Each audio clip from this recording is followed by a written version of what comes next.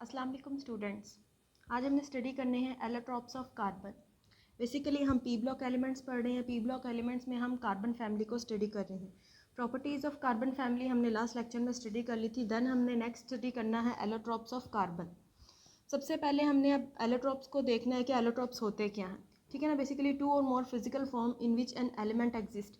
Means कि हमने यहाँ पर चूँकि हम कार्बन की बात कर रहे हैं तो हमने देखना है कि कार्बन कितनी फॉर्म्स में एग्जिस्ट करता है, तो हमने उनको नेक्स्ट यहाँ पर जो है स्टडी करना है। उसको कहते हैं यहाँ पर एलोट्रॉप्स। ठीक है ना। अब यहाँ पर हमारे पास कार्बन की 3 एलोट्रॉपिक फॉर्म्स हैं। ठीक है ना। Graphite, diamond and fullerenes. तो सबसे पहले अब हमने ग्रेफाइट को स्टडी करना है, देन हम डायमंड को, देन हम फुलरीन्स को स्टडी करेंगे। तो सबसे पहले अब यहाँ पर हम स्टडी करेंगे ग्रेफाइट को। ठीक है।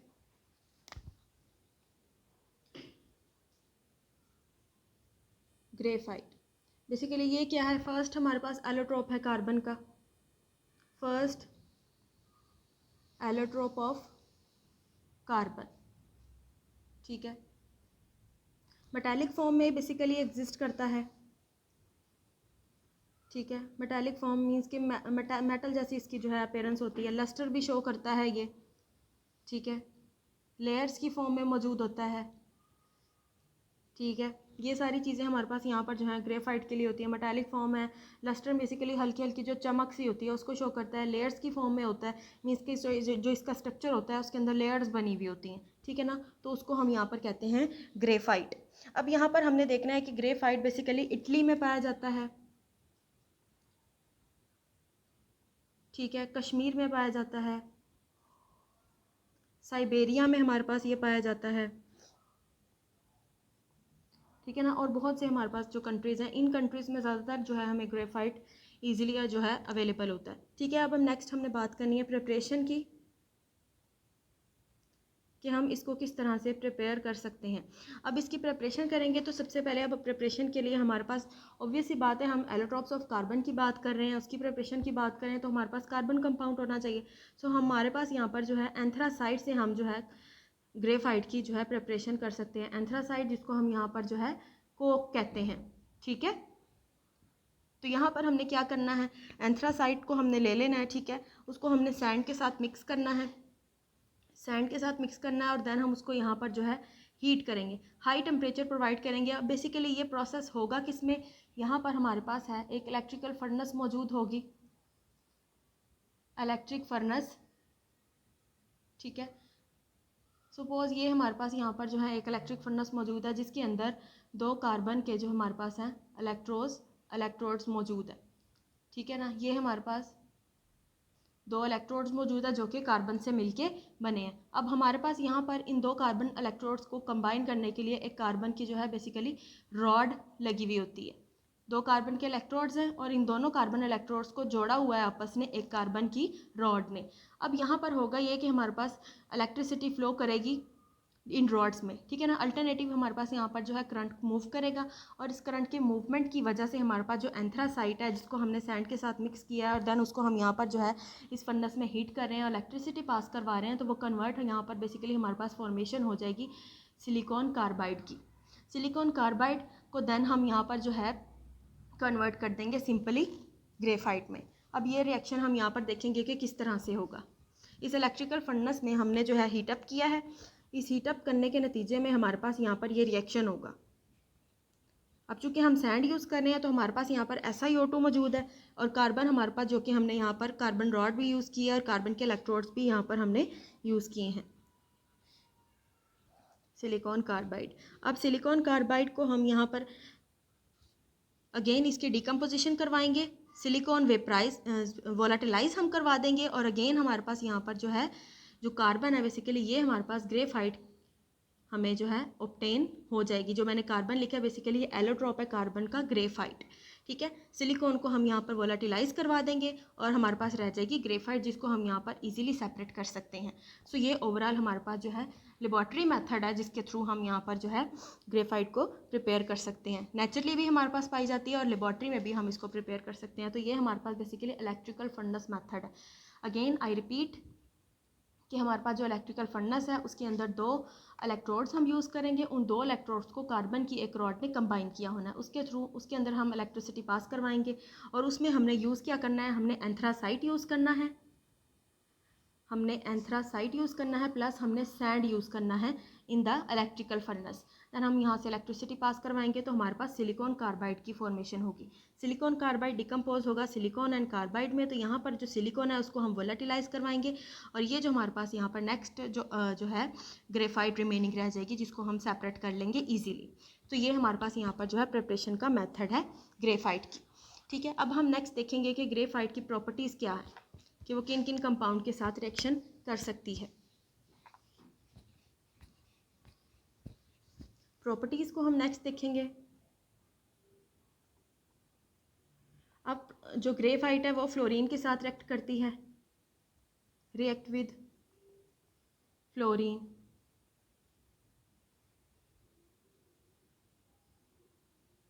ठीक है, जब ये फ्लोरीन के साथ रिएक्ट करती है तो इस तरह का जो है कंपाउंड बनाती है N। ठीक है ना, N number of carbon, N हमारे पास यहाँ पर नंबर है 1 2 3 4 एंड सो ऑन, प्लस यहाँ पर N नंबर ऑफ फ्लोरीन है, तो ये हमारे पास कंबाइन होके यहाँ पर जो है CFN। बेसिकली इस कंपोजिशन के, इस नेचर के कंपाउंड यहाँ पर बनेंगे जब ग्रेफाइट फ्लोरीन के साथ रिएक्ट करेगी। ठीक है, इसके अलावा यहाँ पर जो है हमारे पास पोटाशियम के साथ रिएक्ट करके नेक्स्ट है रिएक्शन विद पोटाशियम। पोटाशियम के साथ रिएक्ट करके ये हमारे पास यहाँ पर जो है KC8, इस तरह के जो है कंपाउंड्स की फॉर्मेशन होगी। नेक्स्ट हमारे पास रिएक्शन है नाइट्रिक एसिड के साथ।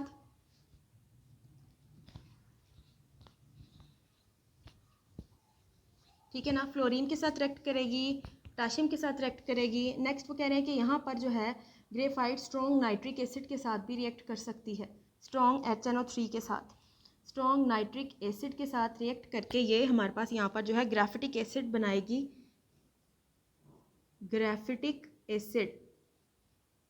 ठीक है ना, ग्राफिटिक एसिड की फॉर्मेशन होगी और इसका फॉर्मूला है हमारे पास C11H4O5। तो ये हमारे पास यहाँ पर जो है ग्राफिटिक एसिड का फॉर्मूला है।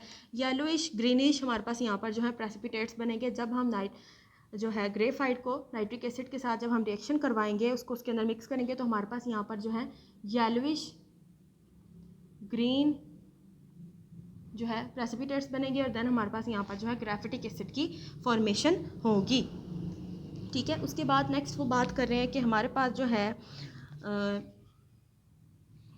ग्रेफाइट सल्फ्यूरिक एसिड और KClO3 के साथ रिएक्ट करेगा। KClO3 है हमारे पास पोटाशियम क्लोराइड प्लस यहाँ पर जो है H2SO4 है, इसके साथ रिएक्ट करके हमारे पास यहाँ पर जो है ग्रेफोन सल्फेट की प्रेपरेशन होगी। ग्रेफाइट रिएक्ट करेगा KClO3 के साथ प्लस H2SO4 के साथ, तो हमारे पास यहाँ पर जो है ग्रेफोन सल्फेट की फॉर्मेशन होगी, ग्रेफोन सल्फेट। ये हमारे पास यहाँ पर जो है ग्रेफाइट का एक स्पेसिफिक कंपाउंड है जिसको हम बोलते हैं ग्रेफोन सल्फेट। अब ग्रेफोन सल्फेट को मज़ीद हम यहाँ पर जो है हीट करेंगे। ठीक है, जब हम इसको यहाँ पर हीट करेंगे तो ये बेसिकली स्वेल हो जाएगा और हमें यहाँ पर जो है कार्बन डाइऑक्साइड भी मिलेगी। जब हम इसको हीट करेंगे तो ये बेसिकली स्वेलिंग फूल जाएगा ये कंपाउंड और यहाँ पर होगी हमारे पास फॉर्मेशन कार्बन डाइऑक्साइड की। सो ये हमारे पास बेसिकली जो प्रॉपर्टीज़ हैं ग्रेफाइट की। नेक्स्ट हम ग्रेफाइट के स्ट्रक्चर के बारे में बात करेंगे। Structure of graphite, structure. ठीक है, अब स्ट्रक्चर में अब सबसे पहले हम यहाँ पर ये देखेंगे कि बेसिकली हमारे पास जो है ग्रेफाइट कार्बन का एलोट्रॉप है, तो हमारे पास इसके स्ट्रक्चर में कार्बन्स मौजूद होंगी। ठीक है ना, बहुत ज़्यादा अमाउंट में हमारे पास जो है कार्बन्स मौजूद होती हैं। इस तरह का जो है बेसिकली ये स्ट्रक्चर होगा। इस स्ट्रक्चर के अंदर इस तरह के बहुत सारे जो हैं यूनिट्स अटैच होंगे, बेसिकली हेक्सागोनल। ठीक है, अब अगेन इस तरह से कर लें। ठीक है ना, अनलिमिटेड यूनिट्स यहाँ पर जो है इस तरह से जो अटैच होंगे, हर कॉर्नर पे हमारे पास यहाँ पर जो है कार्बन मौजूद होगी। अब ग्रेफाइट के स्ट्रक्चर में हमारे पास हर कार्बन मीन्स के यहाँ पर ये कार्बन देखें आप, ये पॉइंट पे एक मैंने कंसिडर कर लिया, हर कार्बन के साथ 3 और कार्बन जो है अटैच होंगी। Each carbon is attach with 3 other carbons in the structure of graphite. अब आप ये देखें, ये एक पॉइंट मैंने कंसिडर कर लिया है, ये पॉइंट है, इसके ऊपर यहाँ पर हमारे पास कार्बन मौजूद है। तो मैं कह रही हूँ कि हमारे पास हर कार्बन के साथ 3 और कार्बन जुड़ी होंगी। तो ये कार्बन यहाँ पर इसके साथ भी जुड़ी है, यहाँ पर इसके साथ भी जुड़ी है और यहाँ पर इसके साथ भी जुड़ी है। सो ओवरऑल हमारे पास ग्रेफाइट का जो स्ट्रक्चर होगा उसमें हमारे पास हर कार्बन 3 और कार्बन एटम्स के साथ जुड़ी हुई होगी। अब चूँकि ये हमारे पास हेक्सागोनल स्ट्रक्चर है, बेसिकली हमारे पास हेक्सागोनल है, तो ये हेक्सागोनल रिजेंबल करता होगा बेंजीन के स्ट्रक्चर से, ठीक है ना। बेंजीन स्ट्रक्चर के साथ इसकी रिजेंबलेंस ज़्यादा होगी। अब यहाँ पर जो हमारे पास कार्बन कार्बन का आपस में डिफरेंस होगा, ये हमारे पास कार्बन कार्बन बॉन्ड है, जितने भी हमारे पास यहाँ पर बॉन्ड्स बन रहे हैं ओवरऑल कार्बन कार्बन हर पॉइंट पे हमारे पास यहाँ पे कार्बन मौजूद है। तो कार्बन कार्बन का बॉन्ड डिफरेंस हमारे पास यहाँ पे होगा ऑलमोस्ट बेंजीन के इक्वल होता है 1.42 एंगस्ट्रॉम, ठीक है। 1.42 एंगस्ट्रॉम हमारे पास यहाँ पर जो है कार्बन कार्बन का जो बॉन्ड डिस्टेंस है जो कि ग्रेफाइट के स्ट्रक्चर में पाया जाता है। अब यहाँ पर इसके अलावा जो ग्रेफाइट का स्ट्रक्चर है वो sp2 हाइब्रिडाइजेशन को शो करेगा। अब sp2 हाइब्रिडाइजेशन को हम किस तरह से यहाँ पर जस्टिफाई करेंगे। अब यहाँ पर ग्रेफाइट के स्ट्रक्चर में हमारे पास, अब जब हम sp2 की बात कर रहे हैं तो हमारे पास सिंगल डबल बॉन्ड भी मौजूद होंगे, सिंगल बॉन्ड भी मौजूद होगा और डबल बॉन्ड भी मौजूद होगा। अब सिंगल और डबल बॉन्ड की मौजूदगी यहाँ पर जो है sp2 हाइब्रिडाइजेशन यहाँ पर होगी मौजूदगी की वजह से। और अब आपको पता है जहाँ पर भी sp2 हाइब्रिडाइजेशन होती है वहाँ पर हमारे पास एक अनहाइब्रिड इलेक्ट्रॉन मौजूद होता है, ठीक है।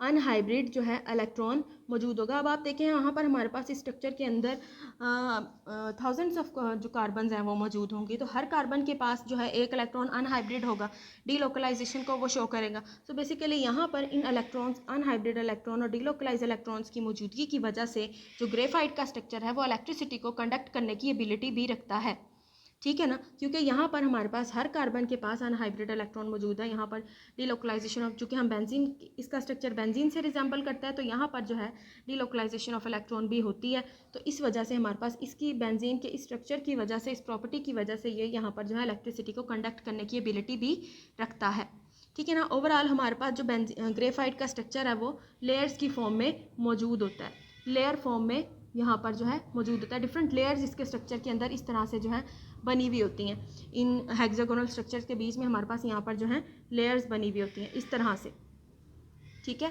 तो ये लेयर्स यहाँ पर, इन लेयर्स की मौजूदगी की वजह से ये जो स्ट्रक्चर्स हैं बेसिकली एक दूसरे के ऊपर इजीली स्लाइड कर सकते हैं। एक लेयर दूसरी लेयर के ऊपर इजीली स्लाइड करने की एबिलिटी रखती है।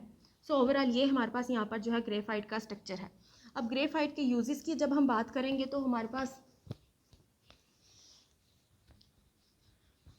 यूजेस जो है इसके, अब आपको पता है कि सिंपल ग्रेफाइट को जो है लेड पेंसिल्स में यूज़ किया जाता है, ठीक है ना। इसके अलावा हमारे पास जो है ये गुड कंडक्टर्स होते हैं, लेड पेंसिल्स में इसको हम यूज़ करते हैं, ठीक है।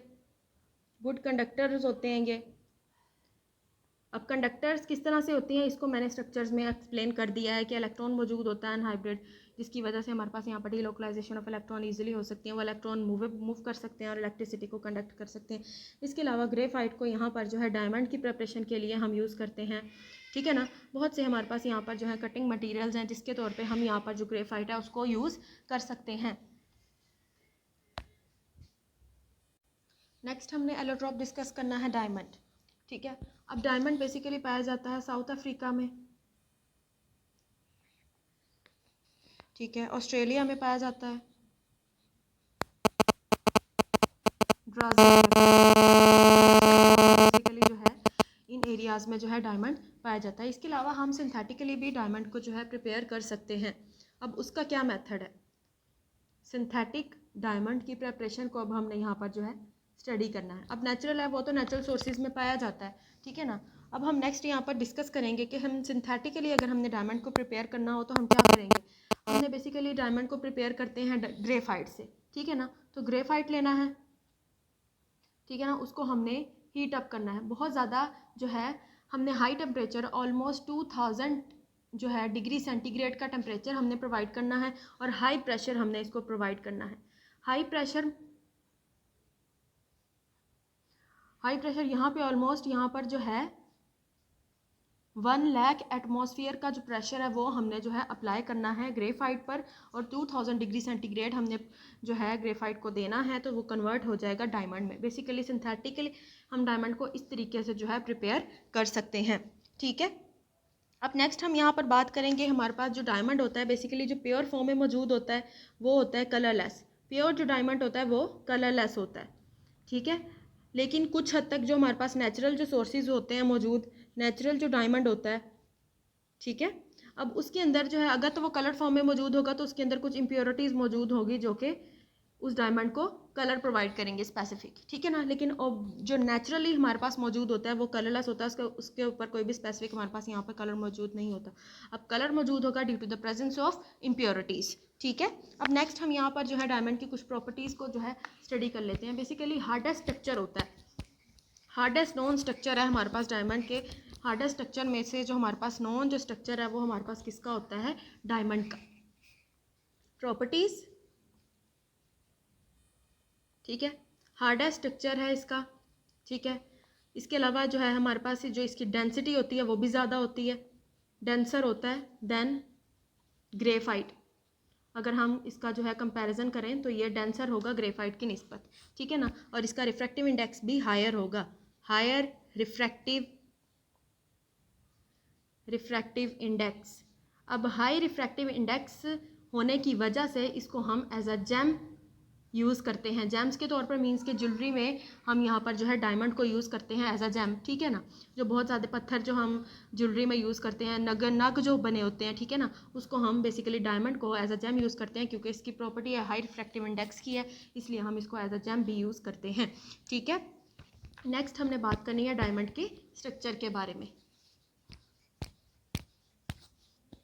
स्ट्रक्चर ऑफ डायमंड, ठीक है।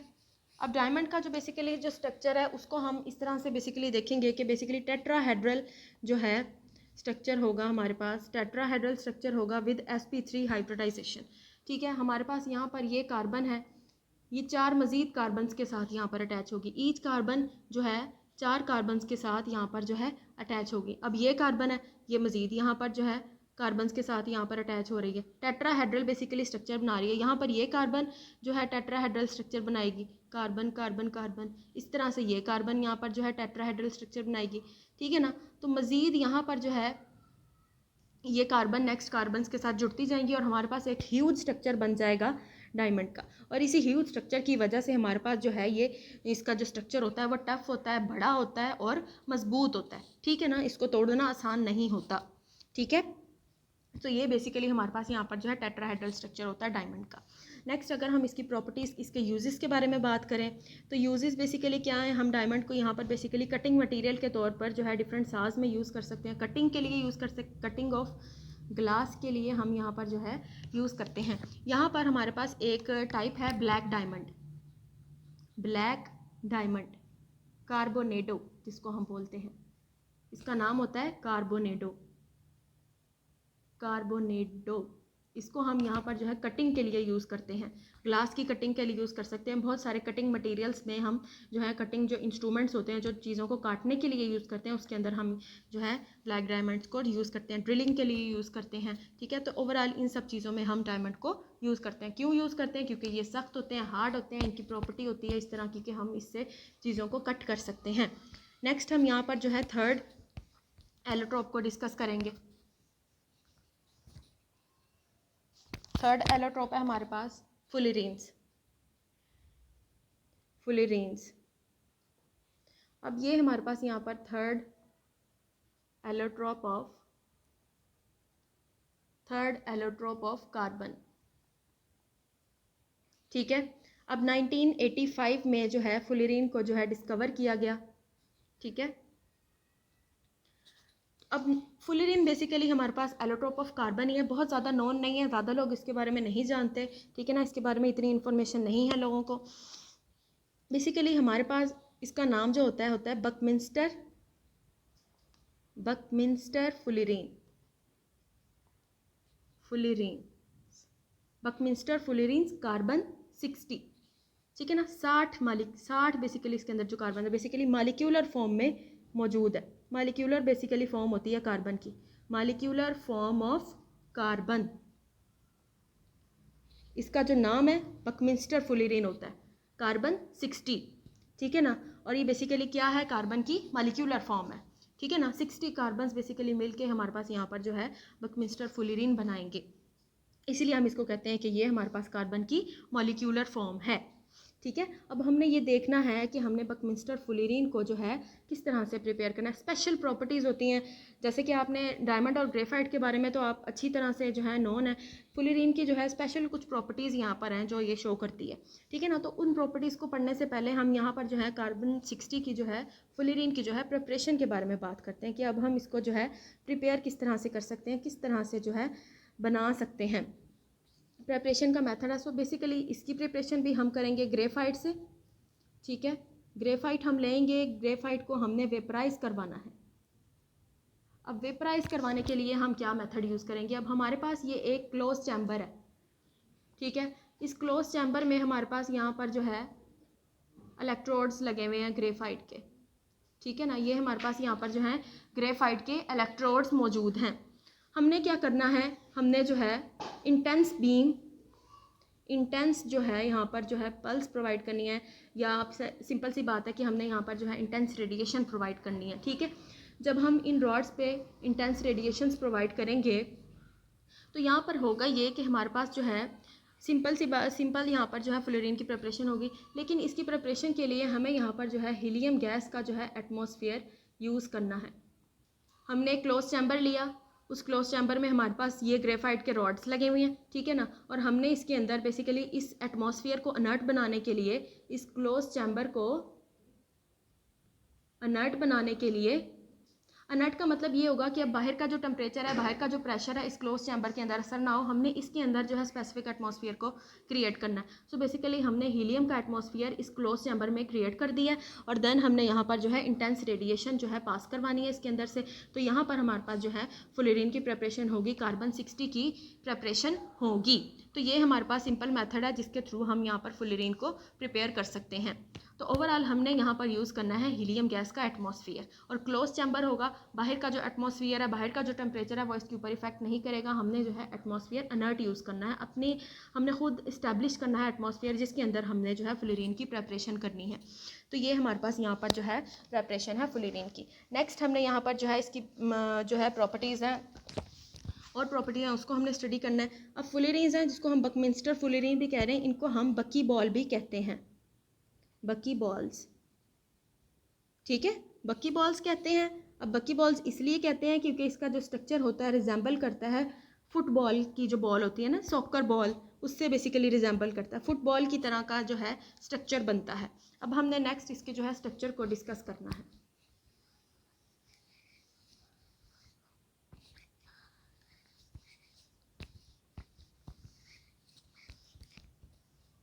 ठीक है, स्ट्रक्चर, ठीक है। अब ये हमने क्या कहा है, सॉकर बॉल की तरह का जो है बेसिकली फुटबॉल की तरह का स्ट्रक्चर बनेगा। अब इस फुटबॉल की तरह के स्ट्रक्चर के अंदर हमारे पास जो है 32 फेसेस मौजूद होते हैं, ठीक है, 32 फेसेस मौजूद होंगे। अब 32 फेसेस में हमारे पास जो है पेंटागोनल स्ट्रक्चर भी मौजूद होते हैं और हेक्सागोनल स्ट्रक्चर भी मौजूद होते हैं। पेंटागोनल मीन्स के वो स्ट्रक्चर्स जिनके अंदर 5 कॉर्नर्स होते हैं, ये हमारे पास जो है पेंटागोनल है। और इसके अलावा हेक्सागोन जस्ट लाइक बेंजीन का जो स्ट्रक्चर होता है उस तरह का जो है दो ये जो है यहाँ पर स्ट्रक्चर्स मौजूद होते हैं, ठीक है ना। इनके हमारे पास यहाँ पर जो है स्पेसिफिक नंबर्स होते हैं।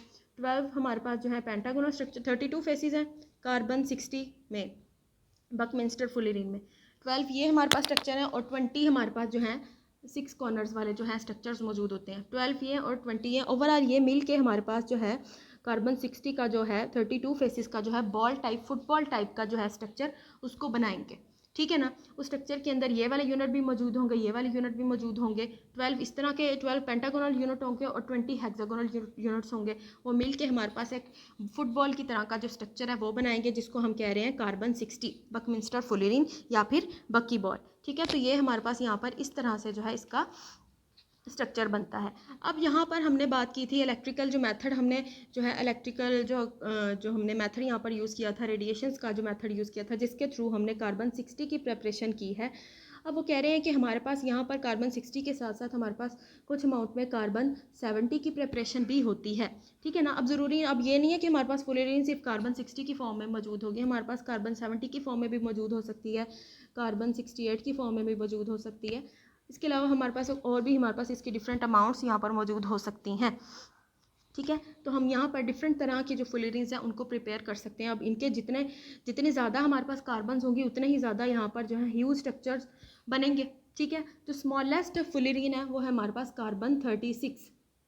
अब ये जो कार्बन 36 है ये मोस्ट रिएक्टिव फुलेरीन है, ये कार्बन 60 से भी ज़्यादा रिएक्टिव होती है, ठीक है ना। इसकी रिएक्टिविटी बाकी जितनी हायर जो फुलेरीन्स हैं उनकी निस्बत ज़्यादा होती है तो ये कार्बन 36, लेकिन इसकी जो है रिएक्टिविटी बाकी जो हमारे पास फुलेरीन्स मौजूद होती हैं उनकी निस्बत ज़्यादा होती है, ठीक है। अब यहाँ पर जो है हम इसके जो स्पेशल प्रॉपर्टीज़ हैं कुछ उनके बारे में हम स्टडी करेंगे।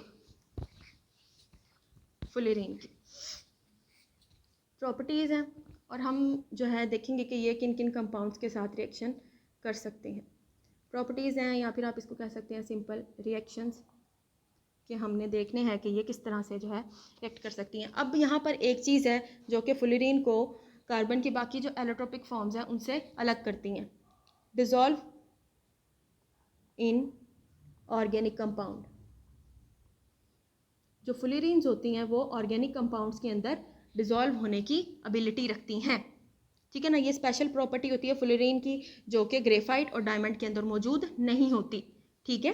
सो बेसिकली ये सिंपल सी बात है कि ये हमारे पास जो है रिएक्ट कर सकती हैं ऑर्गेनिक कंपाउंड्स के साथ, रिएक्ट विद ऑर्गेनिक कंपाउंड।